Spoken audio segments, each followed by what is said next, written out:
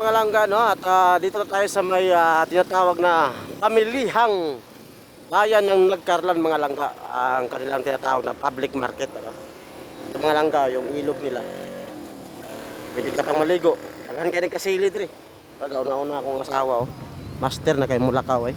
Ya, diha minalingke diha, ganyan langga. Para mga langga, oh. Matabang! So, akit kami sa simbahan. Sikat din. Ano yung Mount, Mount Arayat, Arayat. Di, Arayat, eh. Banahaw. Banahaw pala. Malapit na kasi kami sa may, ang bayan ng Nagkarlan, mga langga. Malapit po ito sa may Mount Banahaw. Kung tama ako, kung hindi ako nagkakamali, mga langga. Mount Banahaw. So, akit kami sa simbahan. Tingnan yung disenyo ng kanilang simbahan, mga langga. Oh. Talagang matagal ng panahon at makikita mo sa style, mga langga, talagang matibay. Oh. Akyat sa hagdanan.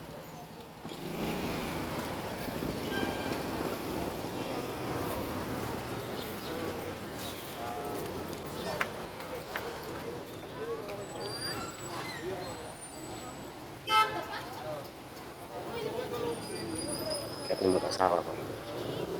Sama si Mararelax kaya ba? Hindi nag-checks ba?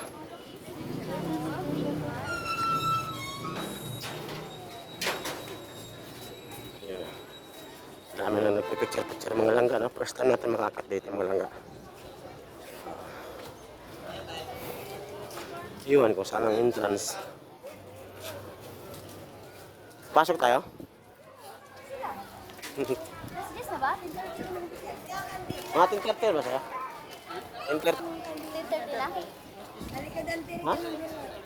Dito na. 10:30 na. Ayan sila. Asa? Dito pala sila.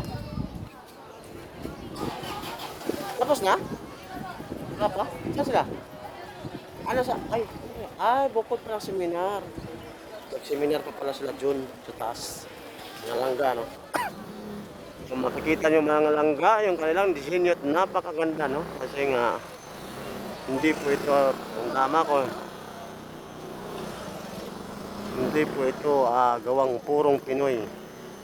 Talagang meron pong kasamang hindi lang Pinoy ang gumagawa, kundi kasama na po ang mga dayuhang tao.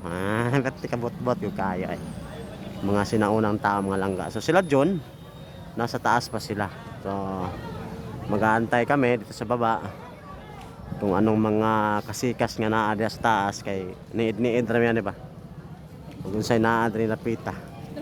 Talagang ay picture-picture, mga langga. Hilom-hilom, daplin po kasi hassle. Kasi hassle, pula-pula po nguso niya akong asawa po. Basta-basta na eh. Mabante po na eh.